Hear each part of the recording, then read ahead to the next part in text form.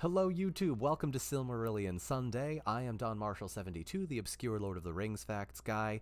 We are now on part 20, reading chapter 22 of The Ruin of Doriath. Everybody on Twitch, say hello, and if you are interested in catching a live stream, maybe asking questions during it, the stream is every Sunday at noon and every Wednesday at 7 p.m., both Eastern time. Chat is saying hello again, YouTube, because I had to film this again. We pick up on chapter 22 of The Ruin of Doriath, just after chapter 21 of Turin Turambar.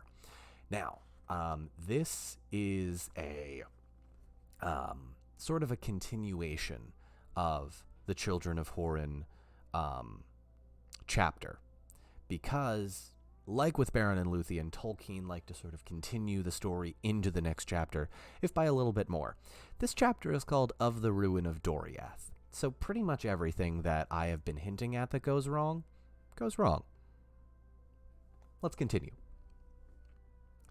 Chapter 22, Of the Ruin of Doriath. So ended the tale of Turin Turambar. But Morgoth did not sleep nor rest from evil, and his dealings with the house of Hador were not yet ended. Against them his malice was unsated, though Hurin was under his eye, and Morwen wandering distraught in the wild. Unhappy was the lot of Hurin, for all that Morgoth knew of the work of his malice, Hurin knew also. But lies were mingled with the truth, and aught that was good was hidden or distorted. In all ways Morgoth sought to cast an evil light on those things that Thingol and Melian had done, for he hated them and feared them. When, therefore, he judged the time to be ripe, he released Hurin from his bondage, bidding him go whither he would, and he feigned that in this he was moved by pity for an enemy utterly defeated.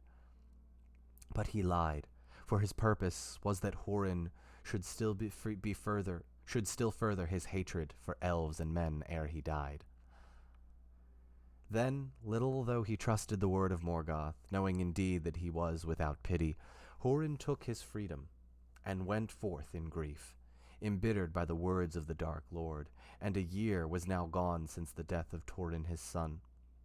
For 28 years he had been captive in Angband, and he was grown grim to look upon.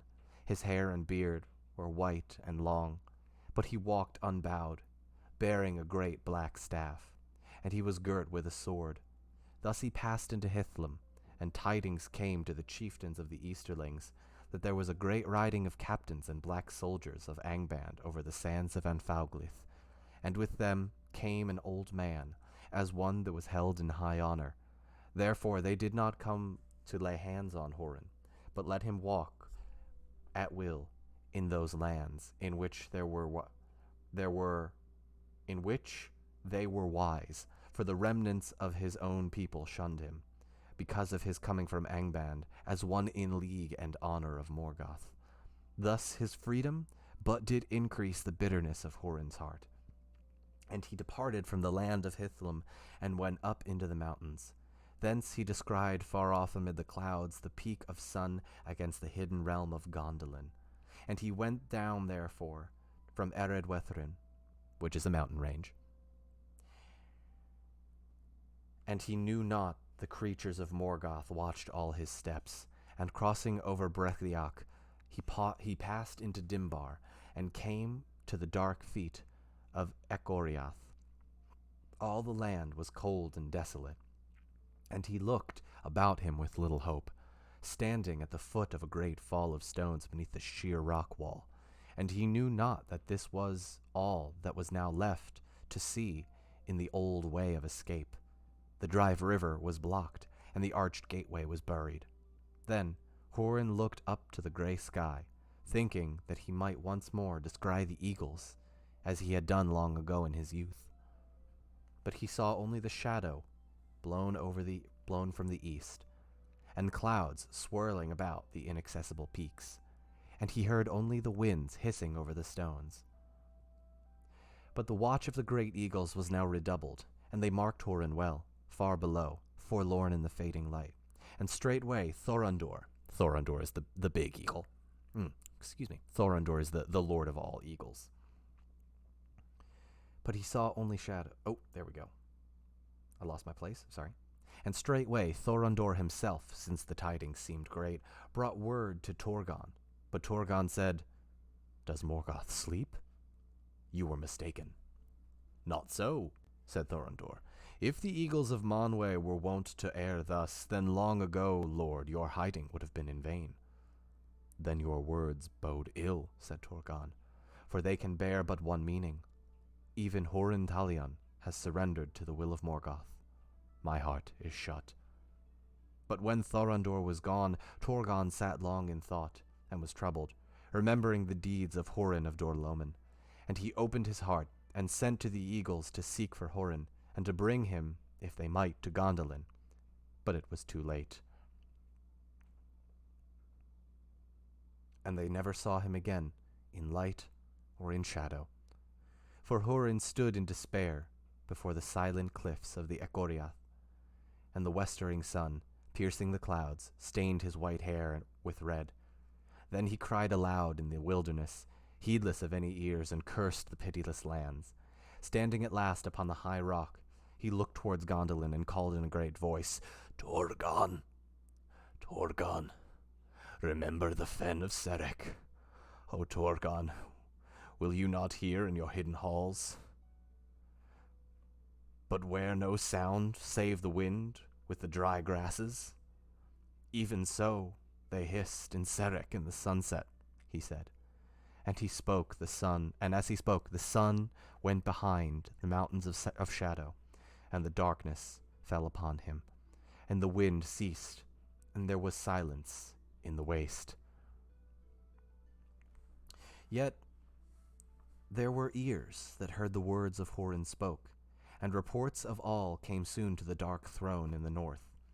And Morgoth smiled, for he knew now clearly in what region Torgon dwelt, though because of the eagles no spy of his could yet come within sight of the land behind the encircling mountains. This was the first evil that the freedom of Horin achieved. So remember, right? Horin was in the realm of Thingol, which has for a very long time been hidden, and of Gondolin. Of Gondolin. So now Morgoth is kind of figuring out, oh, that's where Gondolin is. That's where Gondolin is. Okay. Also, quick pause. Hey, folks on TikTok and folks on Instagram, come hang out on Twitch. The sound quality and audio quality are a lot better.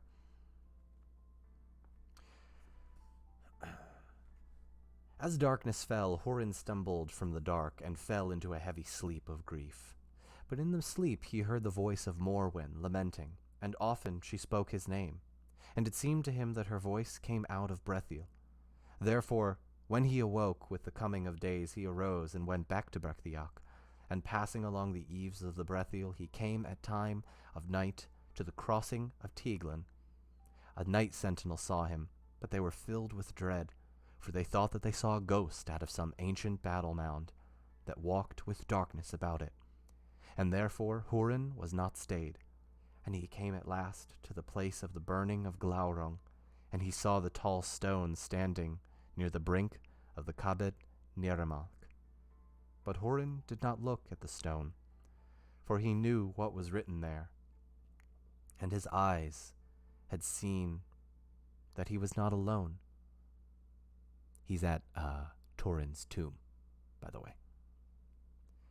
Sitting in the shadow of the stone there was a woman, bent over her knees, and as Horin stood there silent, she cast back her tattered hood and lifted her face. Gray she was, and old, but suddenly her eyes looked into his, and he knew her, for though they were wild and full of fear, that light still gleamed in them, that long ago had earned her name, Eledwen, proudest and most beautiful of mortal women in the days of old. This is Horin's wife. "You come at last," she said. "I have waited too long." "It was a dark road. I have come as soon as I could," he answered. "But you are too late," said Morwen. They are lost. I know it, he said, but you are not. But Morwen said, Almost. I am spent. I shall go with the sun. Now little time is left. If you know, tell me. How did she find him? But Horin did not answer, and they sat beside the stone and did not speak again. And when the sun went down, Morwen sighed and clasped his hand and was still, and Horin knew that she had died. He looked down at her in the twilight, and it seemed to him that the lines of grief and cruel hardship were smoothed away.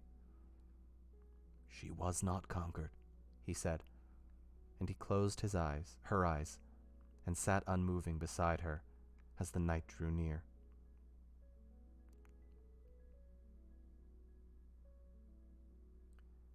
The waters of Cabed Nemraeth roared on, but he heard no sound, and he saw nothing, and felt nothing, for his heart was stone within him.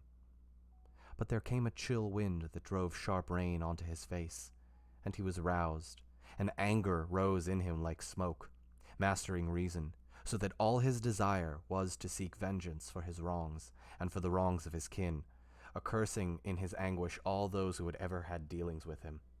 Then he rose up, and made a grave for Morwen above Cabed Neramath, on the west side of the stone, and upon it he cut these words, Here lies also Morwen, Eledwen. It is told that a seer and harp player of Brethiel, named Glorwyn, made a song, saying that the stone of the hapless should not be defiled by Morgoth, nor ever thrown down, not though the sea should drown all the lands, as after indeed befell. And still, tall Morwen stands alone in the water beyond the new coast that were made in the days in the wrath of the Valar. But Horin does not lie there, for his doom drove him on, and the shadow still followed him. Now Horin crossed over Teglin and passed southward, down the ancient road that led to Nargothrond, and he saw far off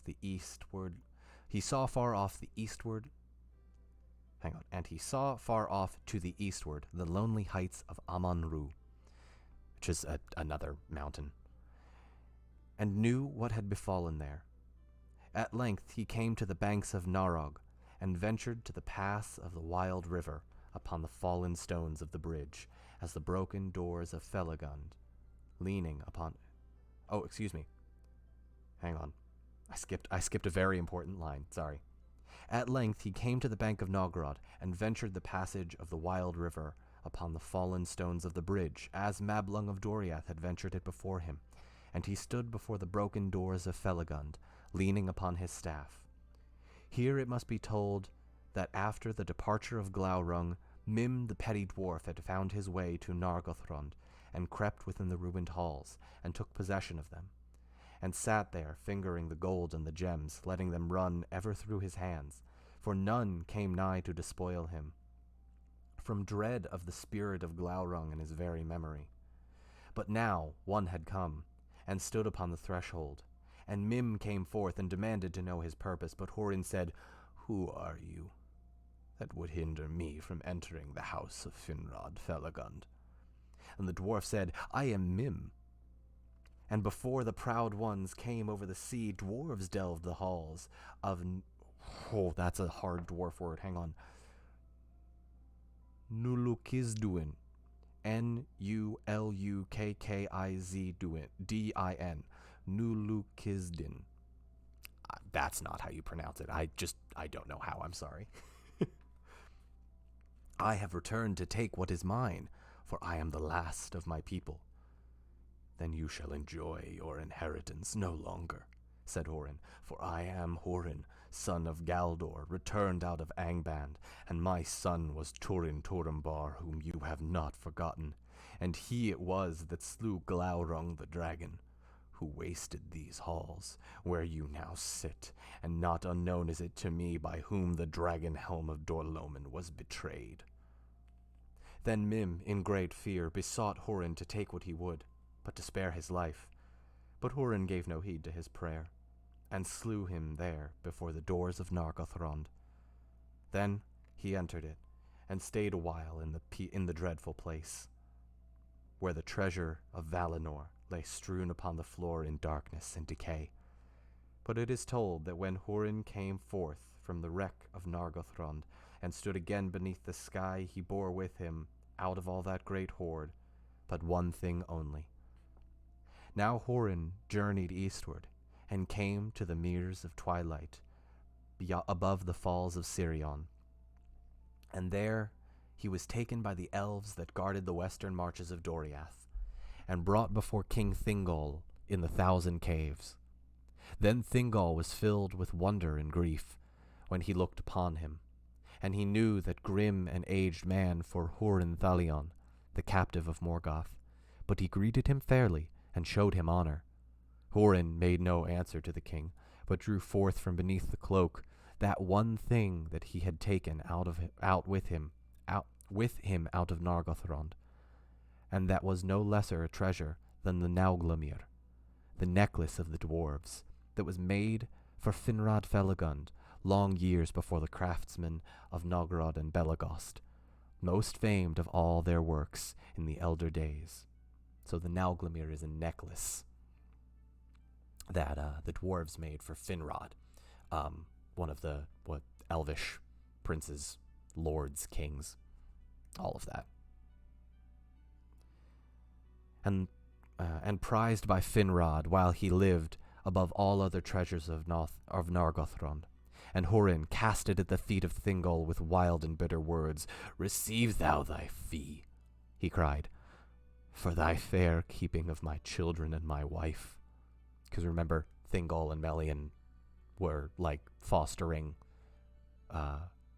Turin for a while and kept the wife and Turin's child safe. I can't remember the daughter's name. Oh, shoot. Well, you know who I'm talking about. "Receive thou thy fee," he cried, "for thy fair keeping of my children and my wife. For this is the Nauglamir, whose name is known to many among elves and men, and I bring it to thee out of the darkness of Nargothrond, where Finrod thy kinsman left it behind him when he set forth with Beren, son of Barahir, to fulfill the errand of Thingol of Doriath." Then Thingol looked upon the great treasure, and knew it for the Nauglamir, and well did he understand Hurin's intent. But being filled with pity, he restrained his wrath, and endured Hurin's scorn. And at the last Melian spoke and said, "Hurin, Thalion, Morgoth hath bewitched thee, for he that seeth through Morgoth's eyes, willing or unwilling, seeth all things crooked. Long was Turin thy son fostered in these halls of Menegroth, and shown love and honor as the son of the king.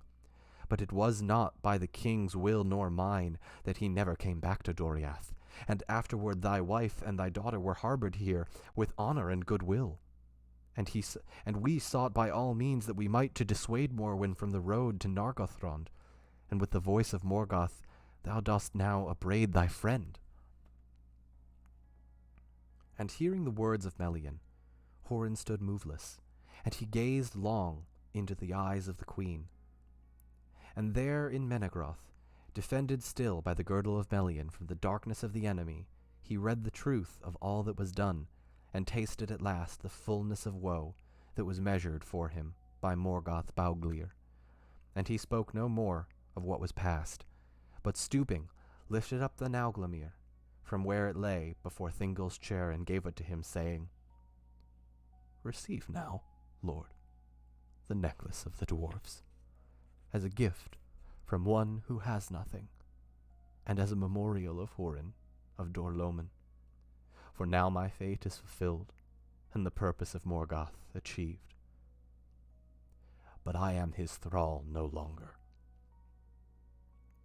Then he turned away, and passed out of the 1,000 caves, and all that saw him fell back before his face. None sought to withstand his going.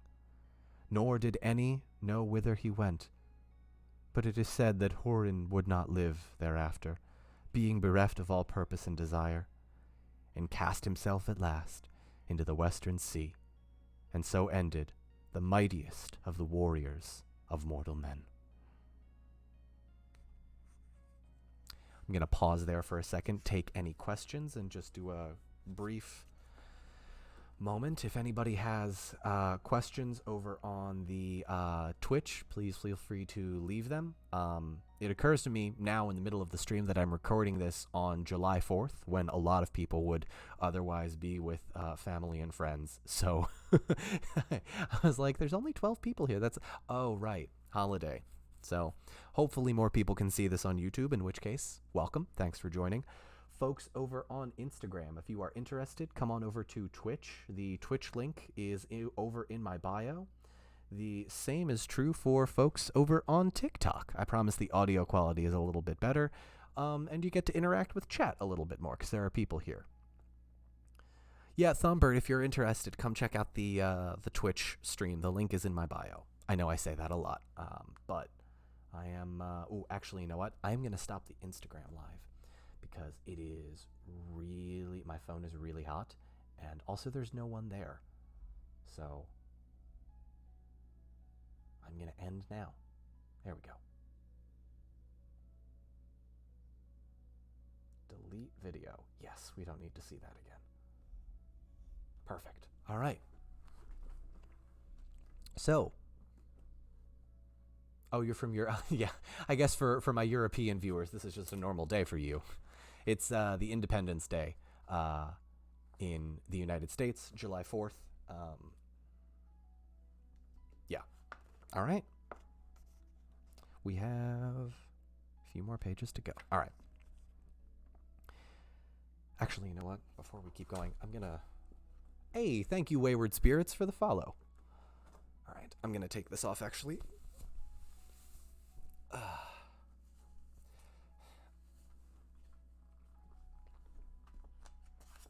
All right, so costume change.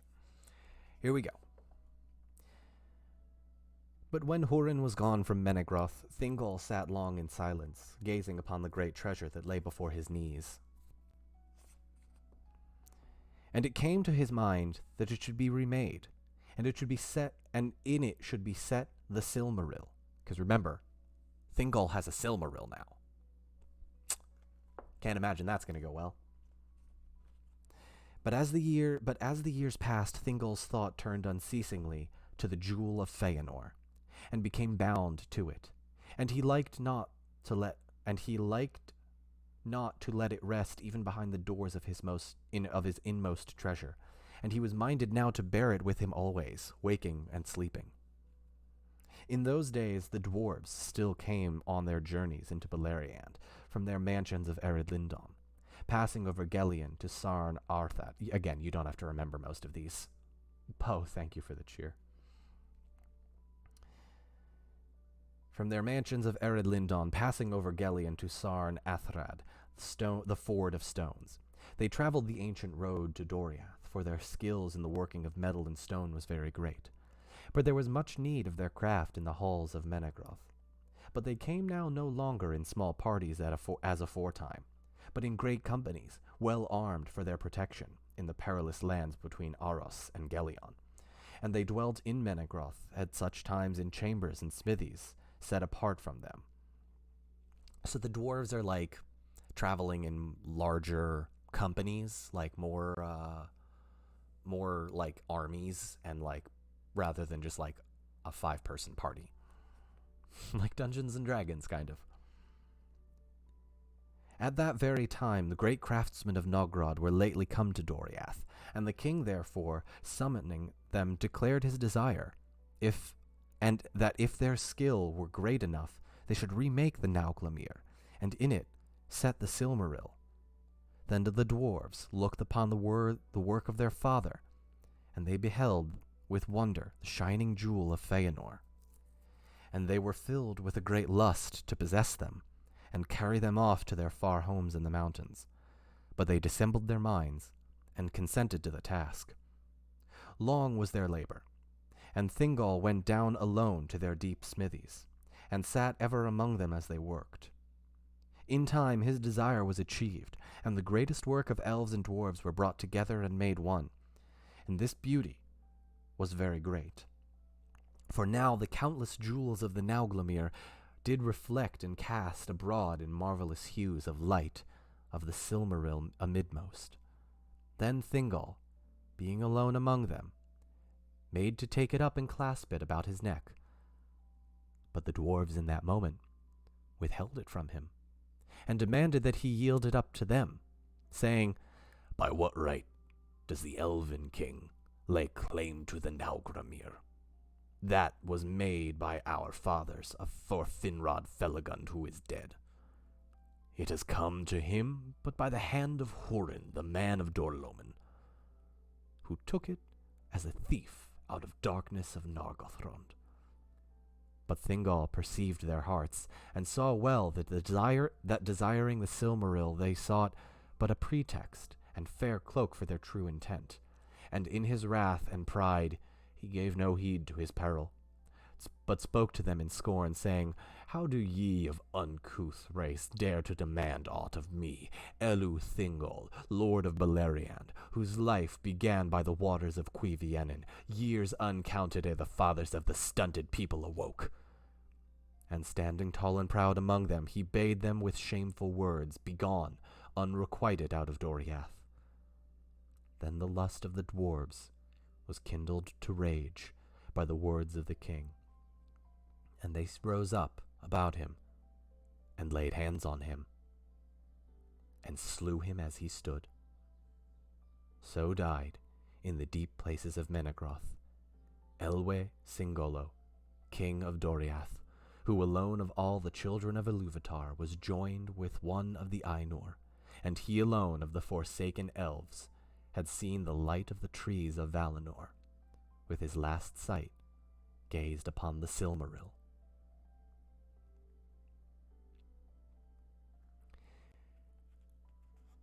A brief pause. When people say that George R.R. Martin kills people out of nowhere, in the middle of a chapter, without a second thought, he got it from this guy. Tolkien just killed off one of the kings of elves in half a paragraph.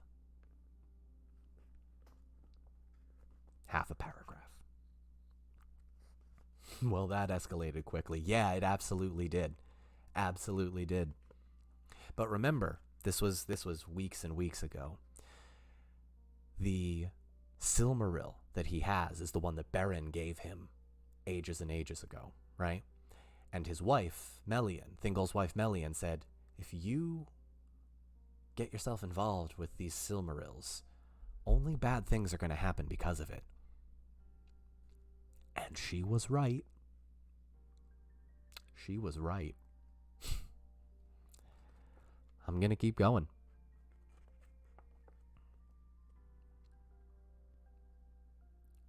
Then the dwarves, taking the Nauglamir, passed out of Menegroth and fled eastward through the region, through Region.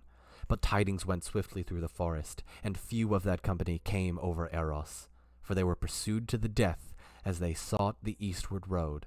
And the Nauglamir was retaken, and brought back in bitter grief to Melian the queen. Yet two there were of the slayers of Thingol who escaped them from the pursuit of the eastern marches, and returned at last to their city, far off in the Blue Mountains. And there in Nogrod they told somewhat of all that had befallen, saying that the dwarves were slain in Doriath by command of the Elven King, who thus would cheat them of their reward. Then great was the wrath and lamentation of the dwarves of Nogrod, for the death of their kin and their great craftsman. And they tore their beards and wailed, and long they sat, taking thought for vengeance. It is told that they asked aid from Belegost, but it was denied to them, and the dwarves of Belegost sought to dissuade them from their purpose, but their counsel was unavailing, and ere long a great host came forth from Nargrod, and crossing over Gelion, marched westward towards Beleriand. Upon Doriath a heavy change had fallen. Melian stood in long silence beside Thingol the king, and her thought passed back into the starlit years, and to their first meeting among the nightingales of Non-Elmoth in an age past. Because remember, Thingol and Melian spent a couple 100 years, I think, just like staring at each other for a while. There was an enchantment, there was a spell, there was love, obviously. But yeah, it was a long time they were in love. She knew that her parting from Thingol was the forerunner of a greater parting, and that the doom of Doriath was drawing nigh. For Melian was of the divine race of the Valar, because remember, she's an Ainur. She's one of the Maya. And she was a Maya. That's the next line. I love it. And she was a Maya of great power and wisdom. But for love of Elwë Singolo, she took upon herself the form of the elder children of Ilúvatar, and in that union she became bound by the chain of and trammels of the flesh of Arda. And in that form she bore to him Luthien Tenuviel, and in that form she gained a power over the substance of Arda, and by the girdle of Melian was Doriath defended through long ages from the evils without. But now Thingol lay dead, and his spirit had passed to the halls of Mandos, and with his death a change came also upon Melian. Thus it came to pass that her power was withdrawn in that time from the forest of Neldoreth and Region, and as Galduin, the enchanted river, spoke with a different voice, and Doriath lay open to its enemies.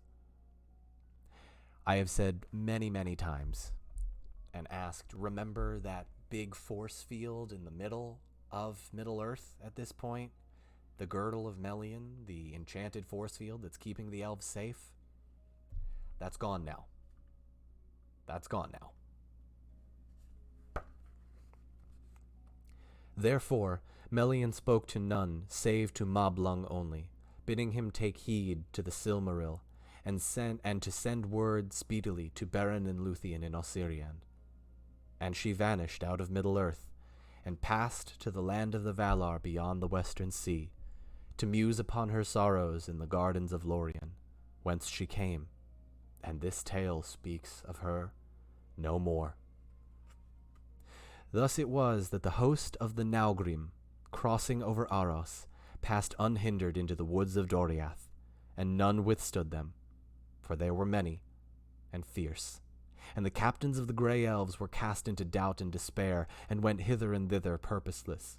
But the dwarves held on their way, and passed over the great bridge, and entered Menegroth, and there befell a thing most grievous among the sorrowful deeds of the elder days. For there was battle in the 1,000 caves, and many elves and dwarves were slain, and it has not been forgotten. But the dwarves were victorious, and the halls of Thingol were ransacked and plundered. There fell Mablung of the heavy hand before the doors of the treasury, wherein lay the Nauglamir, and the Silmaril was taken. At that time Beren and Luthien yet dwelt in Tall Gallen, the Green Isle, in the river Arduant, southernmost of the streams that falling from Ered Lindon flowed down to join the Gelion. And their son, Dior, Eluthil, had a wife, Nimloth, kinswoman of Celeborn, prince of Doriath, who was wedded to the lady Galadriel. The sons of Dior and Nimloth were Elured and Elurin, and a daughter was born to them, and she was named Elwing, which is star spray, for she was born on a night of stars, whose light glittered in the spray of the waterfall of Lanthir Lamath, beside her father's house.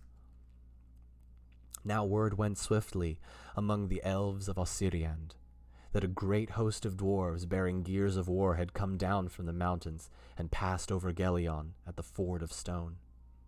These tidings came soon to Beren and Luthien, and in that time also a messenger came to them out of Doriath, telling them what had befallen there.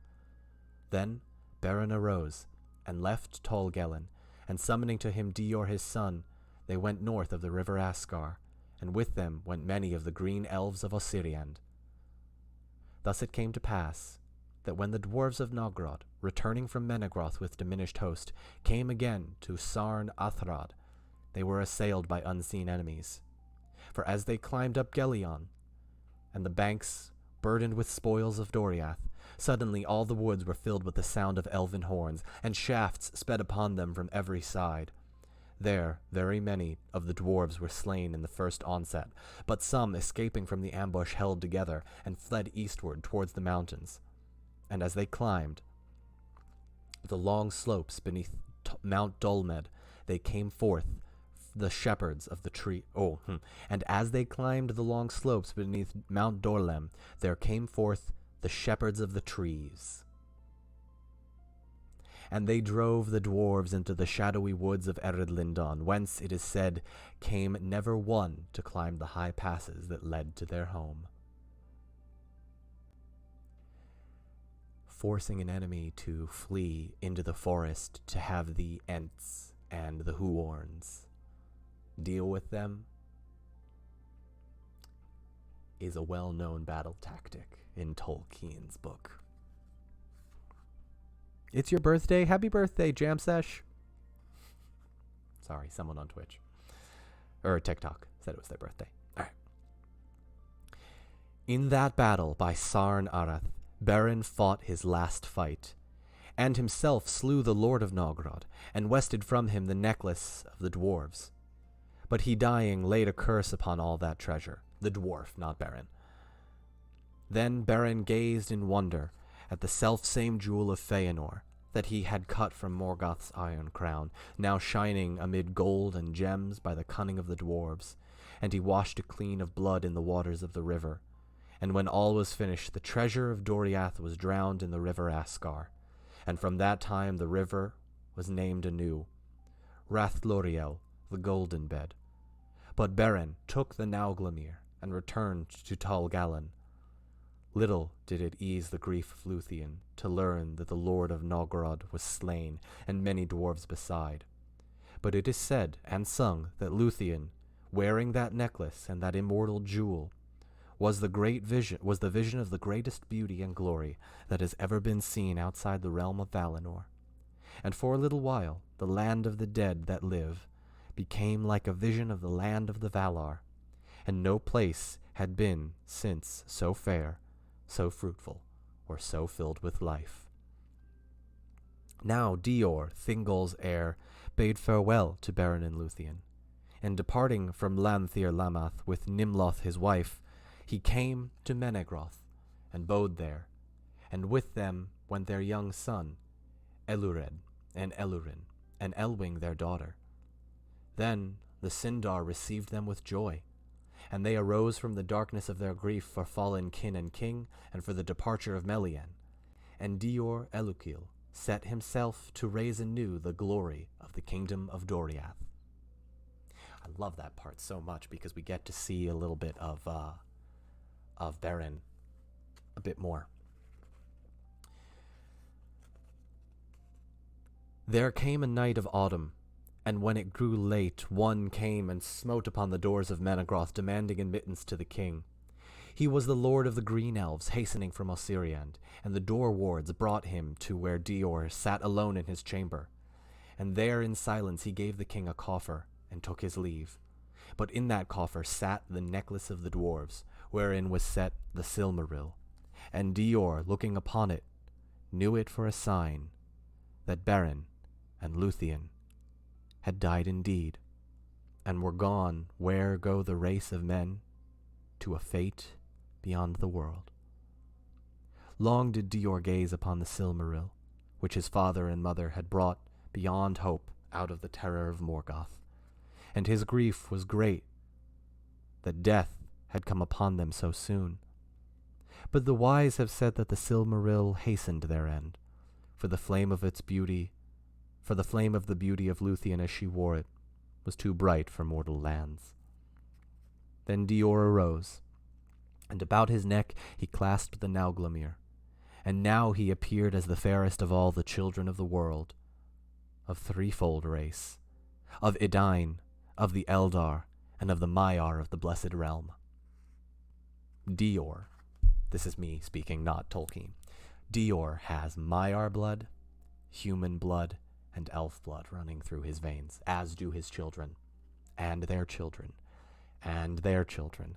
And if you've been paying attention long enough and have maybe seen a few of my TikToks, you know that Arwen is one of those ancestors. But now the rumor ran among the scattered elves of Beleriand that Dior, Thingol's heir, wore the Nauglamir, and they said, "A Silmaril of Feanor burns again in the woods of Doriath." And the oath of the sons of Feanor was waked again from sleep. For while Luthien wore the necklace of the dwarves, no elf would dare to assail her. But now hearing of the renewal of Doriath and of Dior's pride, the seven gathered again from wandering, the seven sons of Feanor, and they sent to him to claim their own. But Dior returned no answer to the sons of Feanor. And Celigorm, one of the sons of Feanor, stirred up his brothers and prepared to assault upon Doriath. They came at unawares in the middle of winter, and fought with Dior in the 1,000 caves. And so befell the second slaying of elf by elf. There fell Celigorm by Dior's hand, and there fell Curufin and dark Caranthir.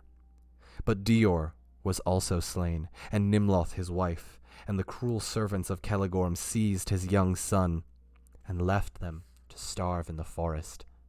Of this Maedhros indeed repented, and sought for them in the woods of Doriath, but his search was unavailing, and the fate of Elured and Elurin no tale tells. Thus Doriath was destroyed, and never rose again. But the sons of Feanor, not what they sought. But the sons of Feanor gained not what they sought, for a remnant of the people fled before them, and with them was Elwing, Dior's daughter, and they escaped, and bearing with them the Silmaril, they came in time to the mouth of the river Sirion by the sea.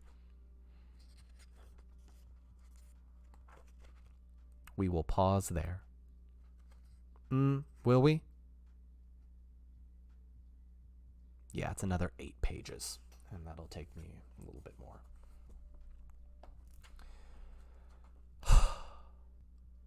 Yeah. There's a very good chance your favorite character doesn't make it through the Silmarillion. I have said that a lot of times. This has been a book of a lot of oofs, as Wayward Spirit says. Magpie, just stop killing people over a cool rock. No, they won't. They won't stop killing each other over a cool rock. All right, y'all, I am going to pause there. Thank you so much for joining. If anybody has any questions, feel free to leave them in the chat. We'll go another minute or two. YouTube folks, thank you for joining. A reminder, if you have made it this far, thank you so much.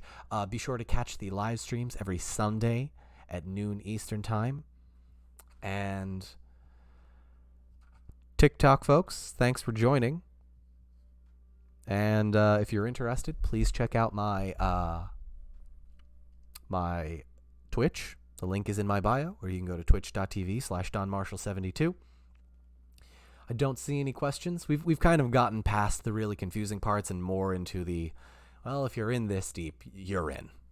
I try and explain maybe some of the more confusing parts, but hopefully it makes more sense now as we go on. All right.